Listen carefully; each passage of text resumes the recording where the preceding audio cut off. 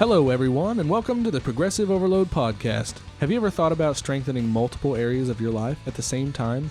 Then you've come to the right place. Our goal is to help you identify ways that you might need a progressive overload to break through those plateaus and keep you growing. Hey, what's up, Progressive Overload fam? Welcome back. Glad to be in the studio with you. If you even remember me, it's been a while. Who are you?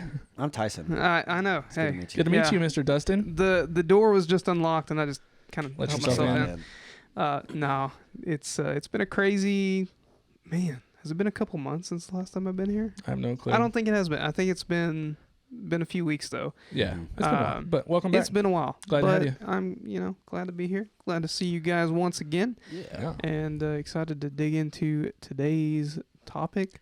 What is today's topic? Today's topic, we're going to break down a few ways that you can progressively overload in your fitness, life, and faith. Boom. This is like a Infomercial? I know.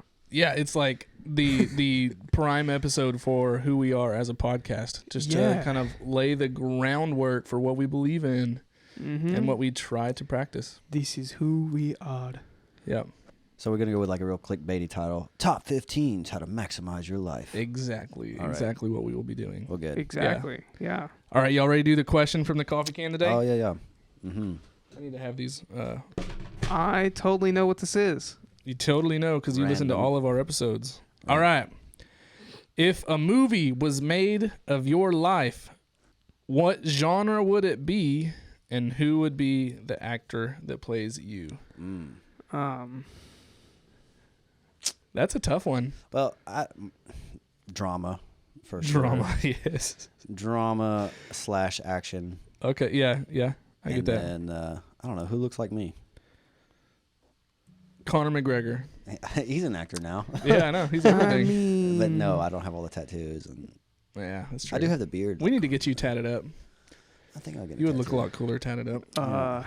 Man. What about you, D-Money? Genre for my life, dude? That's funny. Sorrow. Dude, it would be one of those like Hallmark Christmas movies that hasn't gotten to the good part yet. Aw. No, What are you talking about? I'm kidding. Probably, dude, I'm gonna go with adventure. Adventure, okay. Some kind of adventure. All right. And as far as who would play me, obviously Chris Hemsworth, dude. Oh, yeah. Yeah. You see the resemblance? Yeah. Yeah, I could see it. The red-haired and everything. Yeah. I don't Yeah. know one red-haired actor. I don't. Like I'm sitting here going, I don't know one. no. I think No, mine will that's it. obviously be a comedy film just because Yeah. I'm so freaking hilarious. Yeah. We need the crickets. I don't know. I don't know if it's you that's funny or just your life is funny sometimes. Yeah, Dude, Joe got a ticket today, guys, by the I way. did. you did. I was trying to hide that from my wife, but now that it's out there. Breaking the law, Yeah. breaking the law. Yeah. Hey, you know what it is? Joe's movie would just everything that you hear would all be in his head. It would just be his inner monologue the whole time, That would do really well. and that would be the comedy bit. And I think it would be played by Chris Pratt. Chris Pratt. I love Yeah. Chris Pratt? Pratt. Yeah, He's yeah. my I could favorite. see that. It's so good. Yeah. Yours would be shot like The Office. Yes, exactly. Would Oh, I love it. close second actor, obviously Dwayne the Rock Johnson. Close. I Yeah. feel like that fits me. Oh, I not thought you were talking you. about for me. Man, Come on now. man, it's getting deep in here. All right, let's go on to the topic of the day, everybody. All Let's get right. into the truth. 15 ways to progressively overload your fitness. Let's start with that. So we got five ways to progressively overload your strength, and then 5 ways to progressively over your life, and then 5 ways to progressively overload your faith. Five-ish. so- Ish. Yeah. More or less. Probably got more to This- add than just the 5, but I'm sure we there's will. for sure. There is more than what we have written here, for one. Right. And I would even argue that in some ways, what we have to list could be broken down further. Oh, of course. Um, Yeah, which I did that with step 1 because Sure. the most obvious way, I kind of like grouped in step 1 is sets, reps, and weight. So that's the most obvious way when I'm in the gym, when I'm needing to increase something. That's the first step Yeah. I'm going to take. I'm going to do either more sets, more reps, less weight, or maybe the opposite. You want to do less reps and more weight. Mhm. You know, that's going to be that's most of the time going to be the first little factor I tweak when I'm changing up my program. Well, and Tyson, like you specifically just did this. Like Mm-hmm. this morning, we were talking about the workout plan that we've all got going. Yep.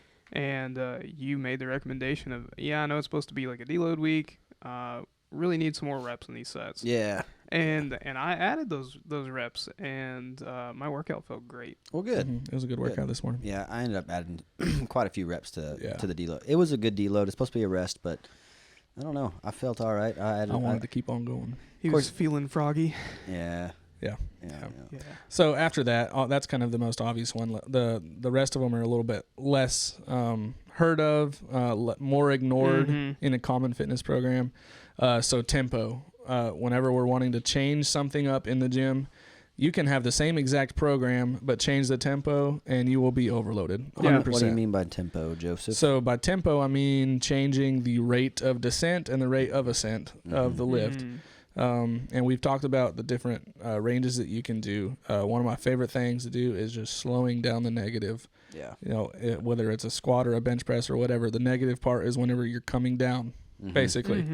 And so counting to 5 or 6 or 3, you know, counting that negative down and then exploding out of the bottom of it is a huge way that you can just automatically overload without changing weight. And you know, this is a newer concept for me. It's not something that I had really put a whole lot of thought into until we hit the program that we're doing now. Yeah. Because as I'm looking through it, it has notes of what I should do with tempo. Right. Keep it slow and controlled, as fast as possible. Just a few different things for me to keep in mind. And guys, when I tell you that it's been a little bit of a game changer for me, to be able to take that extra step of thought, it really makes me think of every workout that I've ever done and go, I wasn't efficient. Yeah. Right. Sometimes when you really break it down on tempo and stuff, you can kind of cut out some of the fat, you know, of your workout. True. Another way to do that is limiting your rest periods. Yeah. You know, making sure. I have been the guy where I'm in good company and I do a set and then I want to sit and talk for up to 5 minutes, you know, and like, I got to get another set going. Yeah. And I've already cooled down. You know, I've been that guy before. Oh, yeah. So making sure that you limit yourself on your rest periods can actually be a game changer too. That's wise. That's wise. For sure. Especially when you're lifting heavy. Yeah, and for me, I think one of the biggest adjustments that I've had in the current program kind of goes back to the rest periods. Because I'm so used to taking that 60-second, 1 minute rest and then just diving right in. Right. And when you have that 2 to 3 minute rest period note, I set that timer and I'm sitting there like, man, I should be moving by now. Right. It just kind of depends on the style of what you're doing. And for me, like I've started to pace or walk around the gym floor in between sets to keep my body moving because I'm like, I don't want to sit still. I don't want to sit still. Well, when we're lifting heavy or strength or power, it's very important to take that rest period because you're going to rebuild your glycogen stores. Yeah. Whenever we're doing 15 to 30 second bouts of movement, of heavy movement, we have a small storage of glycogen that we use for that. And then once you go beyond that, you dip into different types of energy systems. And so pay attention to that. Another one that I love to talk about, but we haven't much on the podcast, which is kind of funny, is angles. Yeah, angles. I don't have a bad one. You don't have a bad angle? No. So the way I like to explain this is like, let's just start with an easy example of a bicep curl. Sure. So let's vision just a typical standing bicep curl. Your arms are starting at your side and you're curling them up. Okay, let's change the angle a little bit. Now let's stretch out your bicep by grabbing a cable in a lengthened position and you're curling from there. And so your arms up, you're changing the angle, you're going to hit a different part of the bicep. Another way is getting on an inclined bench, leaning all the way back, letting your arms hang down from the bench and doing it from there. The way you start your position can change what part of the bicep you hit a lot. And it changes up the feel of the movement a ton. Sure. And that goes along with presses and any pulls, sort of any kind of movement, right? Just change the angle at which your joint is at and the angle at which you're sitting. Just change all these different factors. You're going to hit different parts of the muscle. You're going to overload it in ways that you haven't before. Yeah.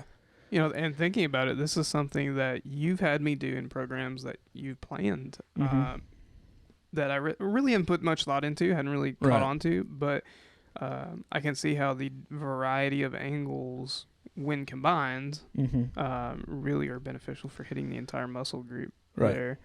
So that's a good shout. Yeah, it's like an overhead tricep extension or a standing rope tricep extension or a dip. There's all these different angles that you can hit the tricep that's going to affect the way it works, basically. Right. Yeah. You can also find some weaknesses that way. Absolutely.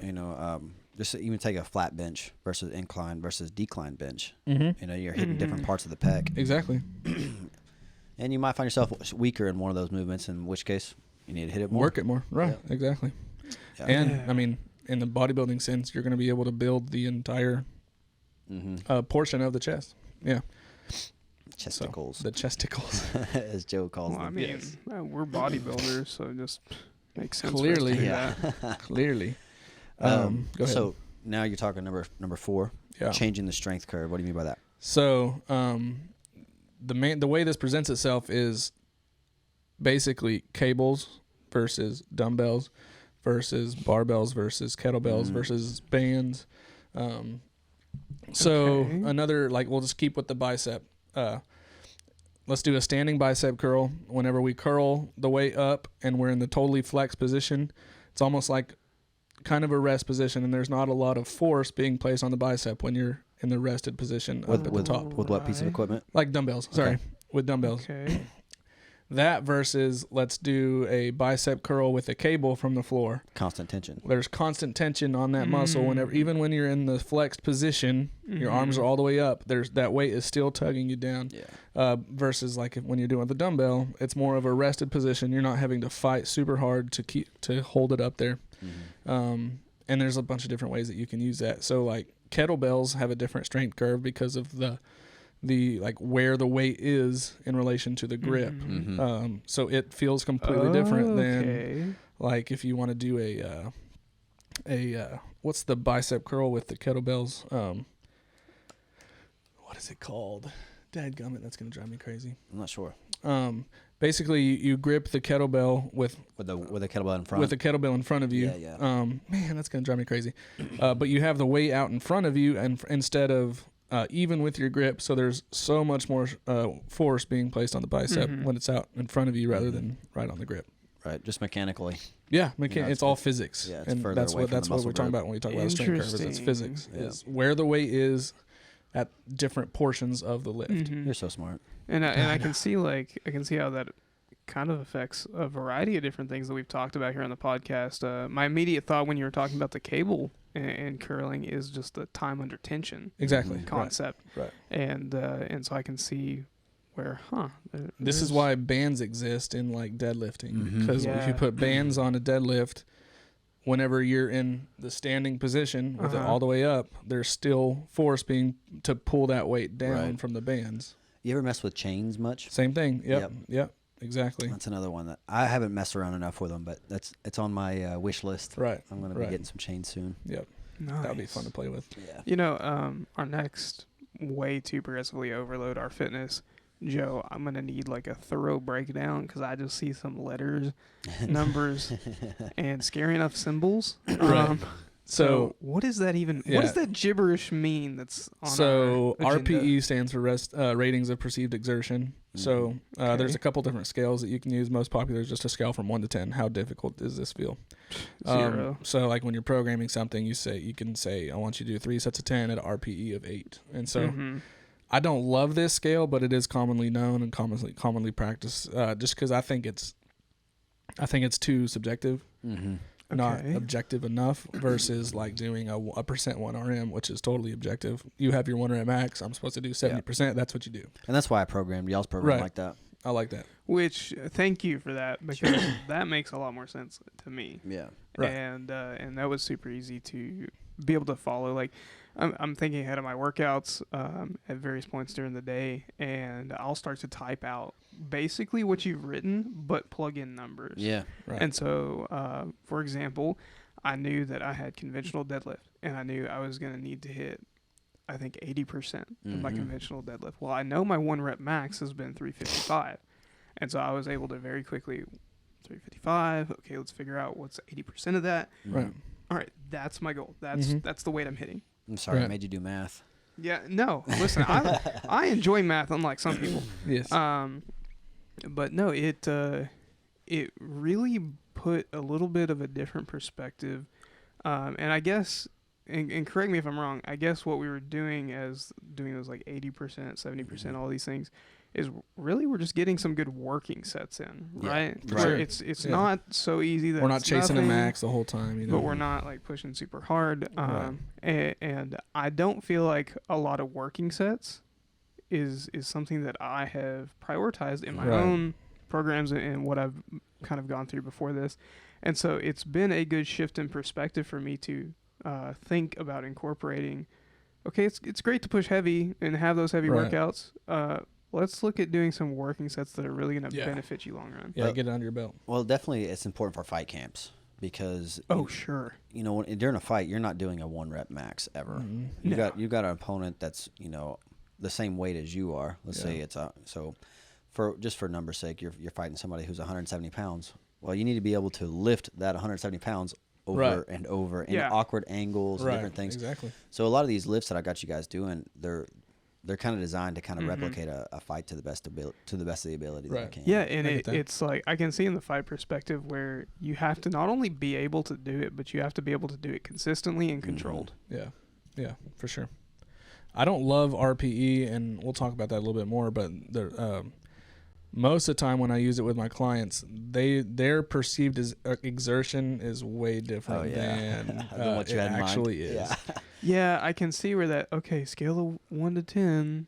How hard was that? I can see like each person almost having. This is a 10. This is a 10. Well, this is for sure a 10. I'm like, I'll show you a freaking 10. Yeah, it's Yeah, like yeah. the pain scale. Yeah. Whenever I'm talking to my patients, you know, Mhm. what's your pain at? Oh, it's a 10. It's totally a 10. I'm like, oh, so you're being mauled by a bear right Yeah, now. exactly. Well, maybe not that bad. Yeah. And like even for me, pain tolerance. You know, if I was to put it in that perspective, I tend to have a very high pain tolerance, and so for me, a lot of like difficulty and like things that I have a hard time myself judging on a scale of 1 to 10, like where it sits, Right. because I can feel it and be like, man, you know, I really struggled with that, but I should be able to do more, and so that was like a 4 or 5. Right. Yeah. It was a struggle, but there's more in the tank. Yeah. Versus just 1 rep max of this is how much I can physically do. Right, Sure. Right. Yeah. And so I mean, there are obviously more ways to progressively overload. That's the kind of the main hits. Main one I want to hit today. Yeah. Obviously, you can hit supersets. You can work with quad sets and monster sets and lifting the failure. There's a bunch of different factors that you can. Intensity. Yeah, intensity for sure. Those are kind of some that we haven't talked a whole lot about in the past, so I wanted to talk about those.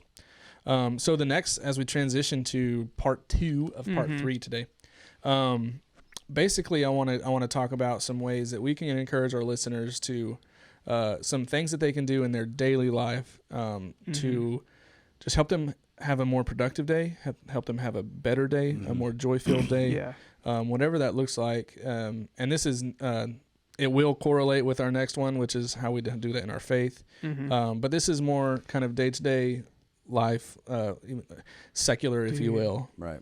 Absolutely. And, you know, when I tell you, you sent me the agenda for this, right? Yeah. Or I saw the agenda for today's episode. This section specifically got me excited. Yeah. Super excited, because what you have written here is actually things that I've begun to incorporate in my own life within the last like month and a half. Oh, nice. And I've been through it enough that I can see the difference. Oh, nice. And it's been fun. Well, perfect. And so, first one, and this one is one I can hear it. Can you hear the in the background from everybody listening? Wake up early. Yes. Wake up early. Yeah. And I had this huge mindset shift towards the beginning of this year, because I really pushed myself to kind of define this year by the word of progress. I wanted this year to be a year of progress. Yeah. And for me, one thing that I've always been diligent about is my wake up time, getting my sleep, right? Yeah. And that fell into the trap of I know exactly how much time I need in order to get ready and hit the door. Exactly, right. And so I will sleep until that last second possible because I don't have to be up before then. Right. And I shifted my mind to realize there is so much more time if I will just get up for me to do anything I need to do. Sure. Right. And for me, like the thing about waking up early, it's something that I've started incorporating quite a bit since the beginning of the year as well. You guys have seen me. I've been waking up at 5 in the morning. I go get my lifts in before work. But more than that, it's a routine altogether. For sure. Because to wake up early, you got to go to bed early. And so my night routine has become just as important as my wake up routine. Yeah, absolutely. You know, I have the same routine where I read a book. Well, first of all, after I get back from the gym, shower, eat, and then I take a melatonin, brush my teeth, I start reading. Nice. And I'm more or less likely to get in bed around 9:30. Yeah. And I can make sure that I can get my sleep. That's roughly similar to myself. Yeah. Yeah, waking up early is something that, like, 2 years ago me was like, oh, I just want to do this so bad, but I can't force myself to do it. Well, you also had a daughter. Well, that was a huge part of it. But I always wanted to be that man that woke up, had his coffee, read the Bible, and you know, worked out everything before anybody else, before their feet hit the floor. Yeah. And I've always wanted that. And so this year I've really, really been making myself do that. Well, actually this last year and a half, 2 years. Yeah. And it's such a game changer, getting so much done before the day's over, especially as a dad. Who as soon as I get home from work, late to work every single day. Yeah, that's because I choose to sit in the sauna for like 10. I got 5 or 10 more minutes in me, and sometimes it makes them have to go a little faster. Yeah, and then I get a ticket. Yeah, that happens. But you're right. I don't know why. I just can't be there right on the dot. It's funny. I get every morning whenever you send us that text, like, could you please unlock the doors? Blah blah blah blah. Okay, that's different. That's when Lorna has to work the night before, and so I have to wait for her to get home from work. So that's different. It's funny to me. But my workout mornings, that's on me. That's because I choose to sit in the sauna for extra time that I should. You know, even then, like, there is just something inherently satisfying about the idea of before anyone else is ready to go for the day, I've already gotten things done. Yeah. Before anybody else is ready to go to work, I've already put the work in. Yeah, it makes the day go way smoother too. Well, and Tyson, what's your favorite saying? This is why I'm better than you. This is why I'm better than you. Exactly. Wake up early, and you'll beat your enemies or your competition for sure. This next one is one that I want to hear you guys' input on. Yeah. Writing down daily tasks. Now, I will preface this with saying, of course, there are going to be things that pop up in our day that we have to take care of, that we have to add to the list probably. Myself, I literally make a checklist the night before. One of the last things I do before I go to bed is I will sit down and I've got this giant thing of sticky notes. And on the top sticky note, I'll write out a list of things that I want to accomplish the next day. And then as I'm walking through the next day, get something done, go to it, boom, cross it off. Yeah, that's good. This get is something one done, boom. Yeah, this is one that I've started so many times and I just never stick with it, but I wish I would. But that's a good idea. I mean, I tell my clients who struggle with sleep, who are just like always, they're mind racers, you know, write down what you have to do the next day before you go to bed. Yeah. And you won't sit there and stew on it all night. And, you know, I never really thought about it like that, but I am one of those people. My mind tends to race. If I don't do something, like if my mind doesn't start to quiet on its own, I could lay there for like an hour and a half and just not pass out, just because I'm thinking about everything under the sun. Right. It's part of my night routine though. Is before I read, I write down the goals. That's great. And I have daily goals, weekly goals, monthly goals, to the year, and then 5 years. Yeah, I've got them all on the same. In the same little notebook. And you see them every day. Every day. Yeah, that's cool. That's good. It keeps me right in focus with the direction that I'm trying to make my life go. Yeah. I love that. And I think that's the key word is you're providing a little bit more direction. I'm going to say structure towards your mentality. Well, and accountability. Because if you don't get them done, if you go all the way to Friday and you realize I only got half that stuff done, you're kicking yourself. Yeah. Yeah. Yeah. That's good. it pushes you to actually get the things done. Yeah. Especially if you tell somebody about them. And now it's like I put it out there, not only to me, but Kelly knows, or exactly. my wife knows. Exactly. Whoever. For sure. You know, and I think that was part of like at one point looking at the 75 hard challenge, right? Yeah. And we talked about doing that. I actually did that, and I did it in a different form. I didn't do it to the T of what the 75 hard does, but 75 medium. the 75 medium. But I can identify now where having those daily tasks of knowing these are the things I need to get done tomorrow, no matter what, that was such a game changer for me. This next one, I'll be real with you, probably the one I'm worst at. I know. Likewise. Well, it's hard. We better tell them what it is.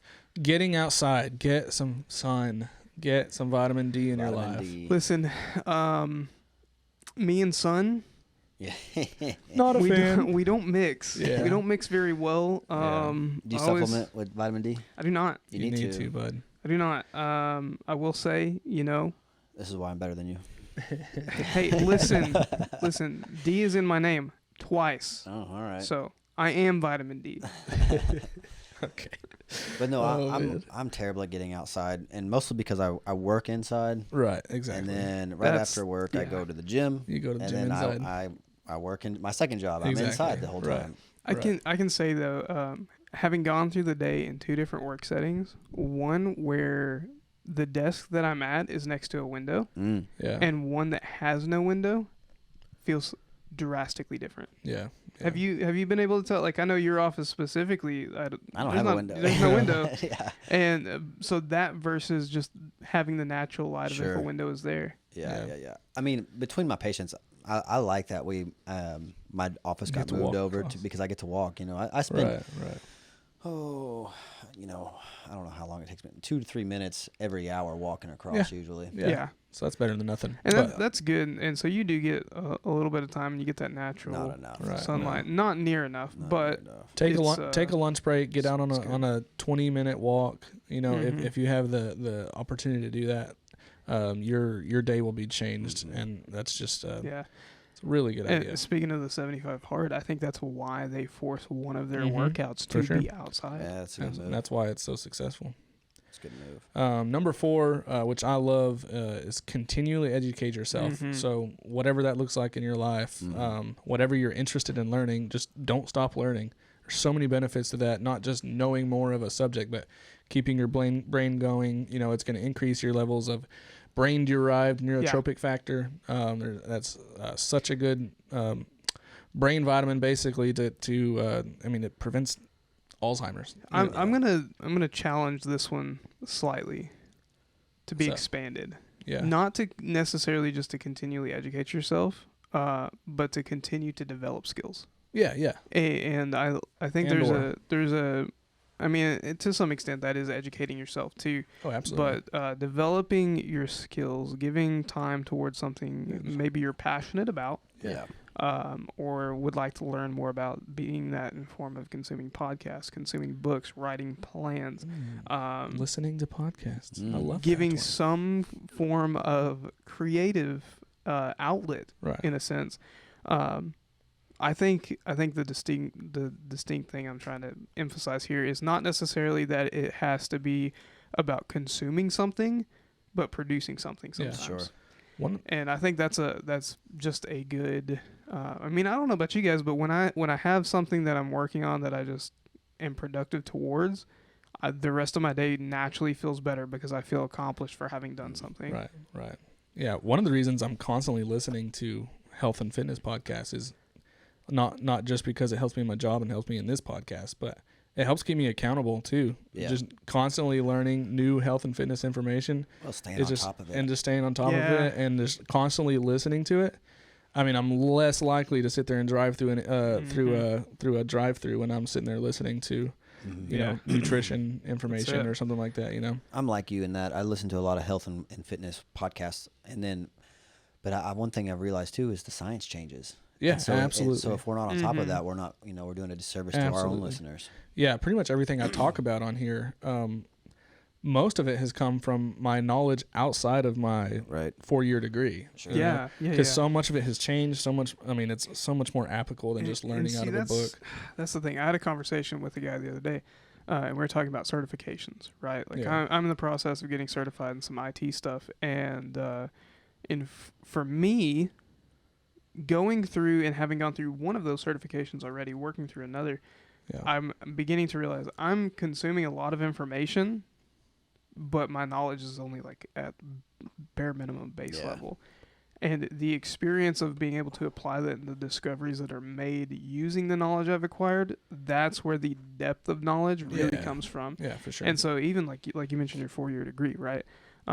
Even though that is it's something you're specialized in, it's something you put the time towards. Yeah.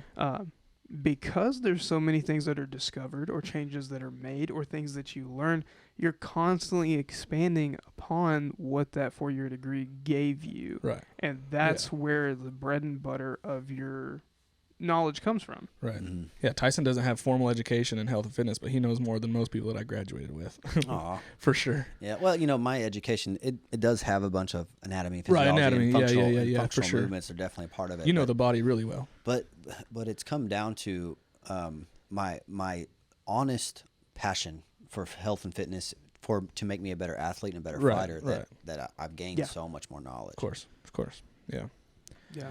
Last one in this section is limit the screen time. Oh, as D-Money was complaining about earlier. I literally was complaining about this to you guys today, and also back on that note of accountability, this is something that I talked to you guys about me doing a little bit earlier in the year, is limiting screen time. For sure.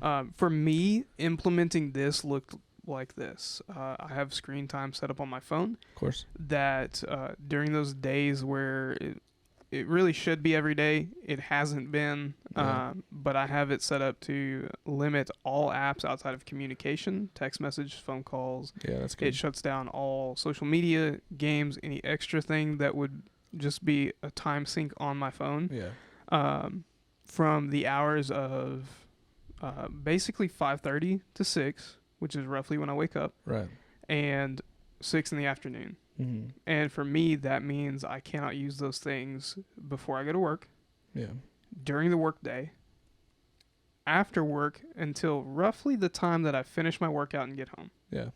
That's good. And I have it shut down completely. And the days that I just don't even think about it and I just leave it there are the best days. Yeah. And not even on that, like we talked about sleep earlier. Limiting screen time before bed is a big thing. Mm-hmm. And so like I have it set up where roughly 8 o'clock will hit. From 8 to 8, 8's my trigger point. 8 to 8:30, I know I'm in the last little bit of I'm going to use my phone for the day. And then it's plugged up charging away from my bed. Yes. So I don't have the access to it, comfortable access to it. And it's there for emergencies if I was to need it. And I will take care of everything I need to take care of for the night. That's when I'll do like my sticky note. That's when I'll like check off my list, all those things. And then I'm like Tyson. I'll lay there and read. Yeah, and I'll grab a book. His reading is probably a lot more productive than mine. Honestly, but Dungeons and Dragons? No, I'm not a total nerd. I write those books. I don't read them. No. One of the biggest thing I did was move my phone from my bed to other side of the room. So that's been, so when I go and lay down, I'm plugging my phone in. My alarm's over there. You gotta get up so I have to get up to turn it off. That's been so nice. The floor. Yes. I have a friend who had a really bad problem with that. And he actually downloaded an app that sets an alarm, and you cannot disable the alarm until you take a picture of a certain object. Oh, no. And so like he is a 2-story house, right? So picture this 2-story house. He's on the top floor, right? Alarm goes off. He has to go and take a picture of something in his kitchen downstairs. A salt shaker. Otherwise the alarm will not go off. Oh, gosh. And so not only it like forces him to get out of bed and like cognitively have to go and find something. Right. And it's a preset thing, so it's the same thing every time. But it just makes him go that extra step further. I'll bring the sausage. And I was like, oh, you know, cheat it, yeah. Okay, then take a picture of the fridge. Move that, Joe. What my wife will do is she'll set 10 alarms before her actual get up time, and it drives me. Oh, I bet, dude. So, I bet. I'm curious now. Just a random coffee can question for you. Do you guys actually wake up with your alarms? I wake up before my alarm most days, actually. And then I'm curious to see Joe's response. I mean, yeah, that's what wakes me up. Yeah. The alarm. Joe. Why?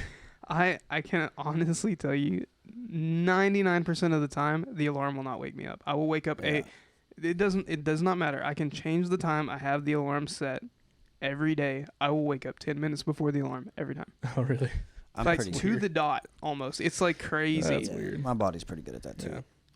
Yeah. The main reason I put focus into limiting my screen time is when I'm with my daughter. Like, yeah, that's a whole nother thing. Like, health reasons, productive reasons, that's all fun and games. But if I'm missing moments, like Sal from Mind Pump kind of walked through this the other day. He said, just imagine how many times your kid has looked up to see if you were watching them and your head was in your phone. Oh gosh. Yeah. Right and I'm chest. like, oh my gosh, dude, how many times has she done something that she's proud of and she wanted to know if I was watching and I was sitting there on Instagram or whatever. Yeah. And like anytime I see like stuff like that, I just bawl and I cry. Like, who knows how many moments I've missed out. Yeah. Like that.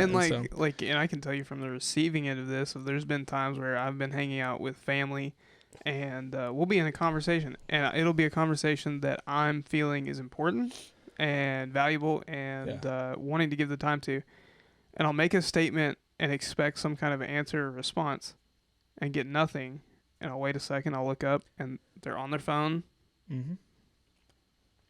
Yep. Pretty pause, the long pause, and then the what? Yeah. Yeah. Oh, did you say something important? Oh, yeah, exactly. And so I can see where that can be detrimental. I think limiting screen time is important, but just to kind of overview everything, as far as progressively overloading life, I think all this could be accumulated. Accumulated. Yeah. Man, I can't talk. I do a podcast. I talk a lot nowadays. It's okay. Can't talk we know what properly. you're talking about. Anyway, organization. It's just organizing your life. Yeah. And that's between organizing your time, organizing a budget. Yeah. Sleep. Organizing exactly what your schedule is going to look like. I think that's probably the number one piece of advice I can When you give. started that sentence, the word that came to my mind was intention. It's being intentional about your health and making conscious decisions to improve. Yeah. So as we transition to the last 5 steps, we want to talk about how can we progressive overload our faith and our relationship with Christ, our pursuit of Christ. So let's go with number 1. I think it's probably the most obvious.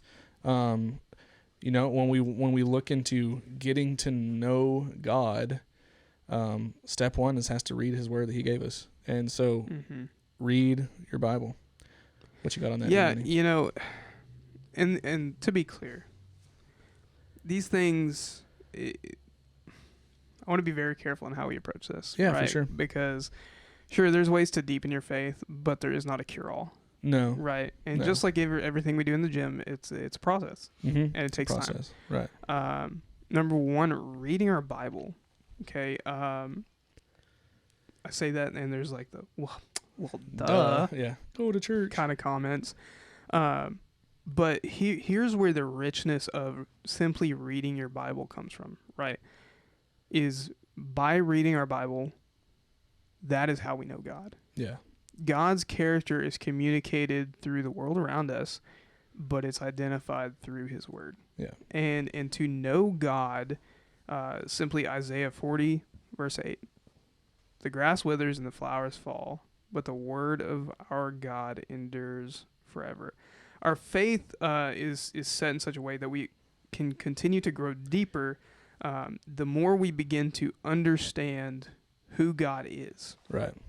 And it's almost like I always kind of use the picture of a lens, looking at things through a lens. And the deeper understanding of and knowledge of we have of God broadens that lens. Yeah. To help us see not only a clearer picture, but a bigger field of view for that picture. Right. That's a big picture. It's an infinitely big picture. Yes. And it helps us to see things that we haven't been able to see before. And, you know, I kind of have this note here where I love that verse specifically when we're talking about the nature of God and being able to discover that, because, guys, we live in a world where things are constantly changing. We were just talking about the science that you guys have your jobs based on constantly changing, and you need to stay up to date on that information. Right. We live in a world that is fast-paced. It's changing. Things are moving. You could say the target itself is moving. In the midst of a moving world where consistency, while it is key, it is also lacking. Yeah. God remains. Absolutely. And what I mean by that is God is not moving the way everything else is. Everything else is this hit or miss moving target, where God is firm. He always is who he always has been, who he always will be. Right. His nature and character does not change. That's right. He is unchanging. And in that line, therefore, because he's not a moving target, to seek knowledge of him deepens our faith by giving a foundation that is firm. Right. To where everything else is constantly shifting, so it's more like sand. No, now I'm being built on stone. Yeah, absolutely. Something that will hold up. Yeah. But in order to know God, right? First of all, we approach it through Scripture. That helps us to come to know God. But how do we get to the point of knowing God better? Ideas, Joe? Well, I think we can go to number 2 for sure. Yeah. And speaking with him and speaking to him, getting to know him through prayer. Yeah, and really, like we throw around prayer as a word or a term. Oh, we don't pray enough. We need to pray more. Right. What is prayer? Talking to God. It is communication. It is a form of communication. And once we know somebody, how do we grow closer with them? Right. You got to spend time with them. You got to spend time together. Look, I'll be real. In that spending time, the group that we have that do this podcast, the 4 of us that have been involved with this project since, really its beginning. Right. Like, it's a group who I consider brothers. Like, this is family. Like, there is a relationship that is closer than most relationships that I have. Right. Because we've spent time together. Mm-hmm. We've talked. We've seen each other go through struggles. Right, exactly. And challenges and been there for each other through those things. Yeah. That spending time together allowed me to know you guys on a deeper level. Right. Yeah.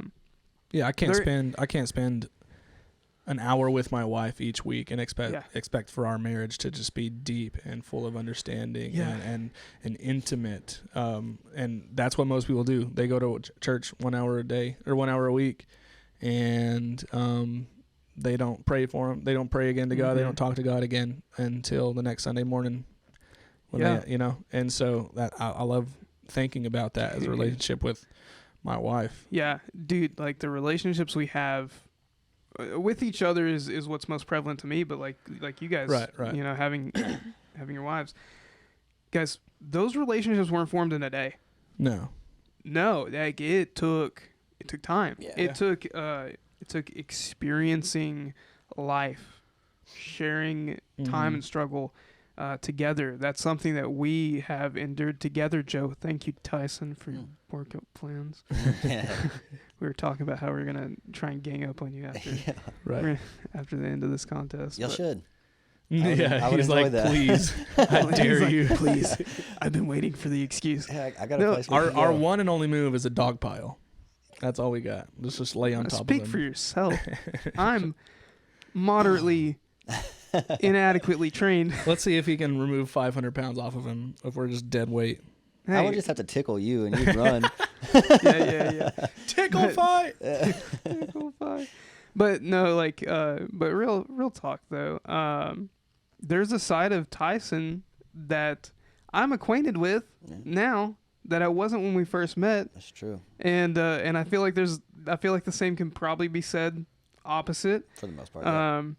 There's a side of Tyson that you haven't seen until you've hit him in the nose and he smiled.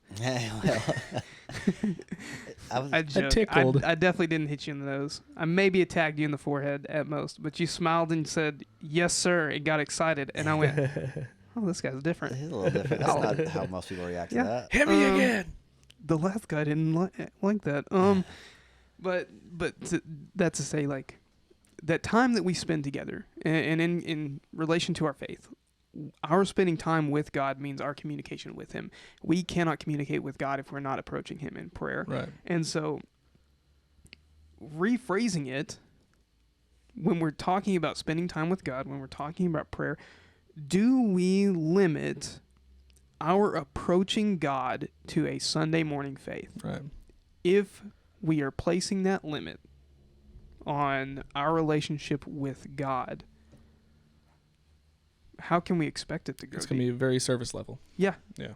So when y'all pray, do y'all have a specific type of prayer that y'all like to do, or is it a conversation like we're having now? Or it's a monologue in Old English written out as if it was a movie script. Yes. No, it's to be honest, it is like casual conversation, kind of like what we're doing now, just like what we're doing now. Well, I think of think about this really like shy dude, and he's never spoken to a woman before in his life, and he goes up to her and he's like, "Hi, how are you? Or would you like to go get coffee?" And it's just like a really awkward conversation.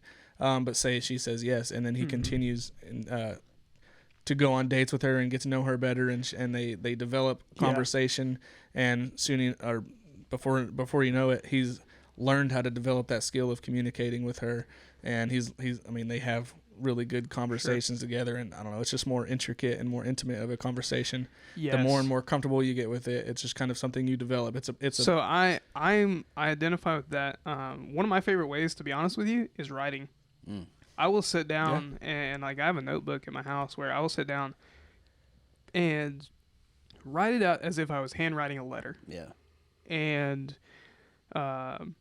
not even like with the whole like dear line, sincerely line, those things, but like the body of text of this is what's going on, and this is what I want to bring before you or bring to your attention. Right. And I will write it in that way. And to be honest, there are some times where there is a little more emotion that is poured into those. Sometimes in a happier, sometimes in a sorrowful, sometimes in a dang it, why is it like this type way. Yeah, for sure.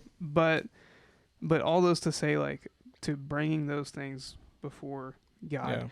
Yeah. Third thing, live it. Live it out. Obey.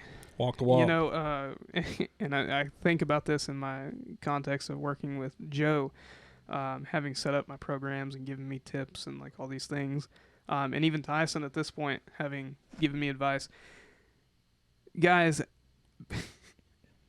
so if I know you, right, and I'm hearing you, I'm having that communication with you, but I'm hearing what you're saying, I'm thinking, that's really cool, that's great, I'm going to be over here doing my own thing. Right. How deep can I expect that to go? Yeah, not very deep. Not very deep. You wouldn't get very far either. If we are to know God and we do spend the time drawing near to Him, it is impossible for us to be put in a position where we are not actively learning where we can work better. Right. And for us, what use is it to do those things if we're not living it? Yeah. I can take all the advice or give all the advice in the world. I can take all the direction. Yeah. But if I don't apply that direction, it's not going to get me anywhere. Exactly. Yeah. And you choose to follow our advice because you know us and you trust us, that we have your best interest in heart, you know? Yeah, and to be fair, like I think it's fitting that this is third because that relationship helps the words that you give towards me not fall flat. Right. Agreed. It doesn't allow them to fall empty, because in the way that we obey, we have to show our love. Yeah. And my love for you guys as my friends is when you give me those tips of, hey, fix your form like this, or like prioritize this, and it'll help your form. Like I listen intently to those things because I know you have that interest. Right. Sure. And me in the same way, you're expressing your care towards me by giving me those tips. I'm expressing my care towards you. Yeah. By listening. Exactly. Yeah. That's good. What's number 2? Number 4.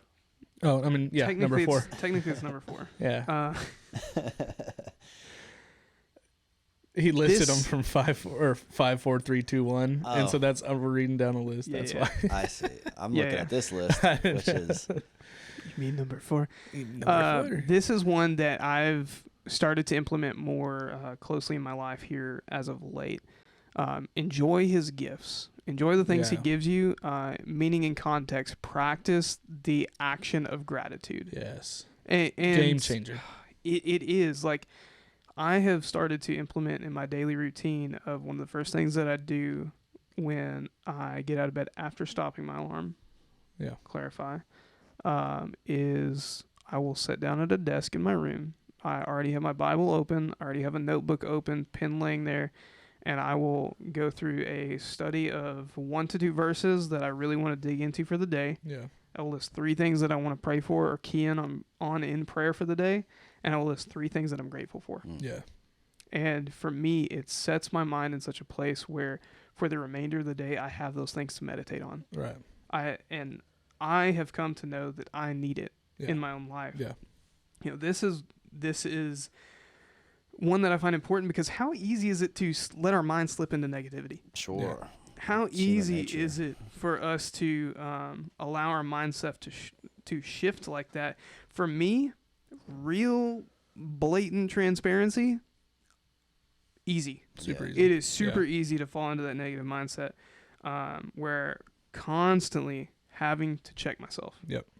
And no matter what we're expecting, no matter what is going on in life, we can't allow those things to distract us from the things God has done. It doesn't matter if I'm walking through the darkest season of my life, I also have the hope of leaning on the things God's given me along the way, and to know that blessing will come to in the future. Yeah. Leaning on and trusting in that God has blessed us in such a way that sometimes we don't see it. And that's been the biggest thing I've learned about practicing this action of gratitude is when I truly meditate on what are the things that I have to be grateful for, that I can identify of God's done these things for me. Yeah. Eliminate taking the credit for myself, eliminate all the other junk. What has God done for me? Yeah. And for me to give my attention to that question has revealed all the things he's done that went unnoticed. For sure. Yeah, that's good. And then last but not least. Yeah. Serve, baby. Not least. And I didn't even tell you this. I sent you the note of kind of what I had thought up for this. I listed this 5, 4, 3, 2, 1 because I knew this one would be last. Yeah. But I do see it as the most important. Yeah. And I see it as more important than the others. Right. Because of this. Serve others, meaning to love them. Yeah. This one can be difficult, especially when someone is hard to love or annoying. Of course. Or rejects your love. Or rejects it. But, guys, this is one that goes in line with obedience. It's, of course, it's one that we're commanded to do, to love others. But here's why it's most important. Look at 1 Corinthians 13 and what it identifies. Regardless of anything that I do, it doesn't matter if, fill in the blank, if I do not love, it's for naught. Right. It's worthless. It's nothing. Right. All the actions, bring it into our perspective, all the actions, the achievements, the business moves I make, the wins that I have, the medals that hang around my neck or on my wall, the trophies that I win, the championship series rings that sit in a closet when I'm old. None of the things that I do on this world combined will ever be worth a penny if I do not love others. Right. Yeah. Even if you're reading your Bible, even if you're praying every single day, even if you're living that part, even if you're practicing gratitude, that's why it's number one. If you're not using all of that to love on others, bring others to Christ, it's nothing. It's so important, to find community as a believer. And for a believer, that community really comes to represent a group of people who you can serve with and show love to. Right. And just in transparency, as a whole, the church, there are some spots where we miss the mark on this. Oh yeah. Harshly. But when we look at all those things and keep in context, if I know God, if I spend time with God, if I'm obeying God, if I'm enjoying and realizing the things that He's giving me, the blessings He has in my life, those are all between me and God and things that in some sense I do. Right. Serving others is about something outside of myself. Right, for sure. Yep. That's good, man. Thank you for bringing us that word today. Thoroughly enjoyed that. Hope you guys enjoyed listening to this podcast. We loved talking to you about 15 ways to progressively overload your entire life, from the gym to the kitchen to the world to the church, everything. Yeah. Thanks for coming on, everybody. And everybody, we hope you have a great day. And we'll see you next week. All right. Goodbye. Peace. Thanks for listening to the Progressive Overload Podcast. We're honored to be a small part of your day. If you have any questions, comments, concerns, or are interested in sponsoring our efforts, please feel free to reach out via email. Find us at progressiveoverloadpod@gmail.com.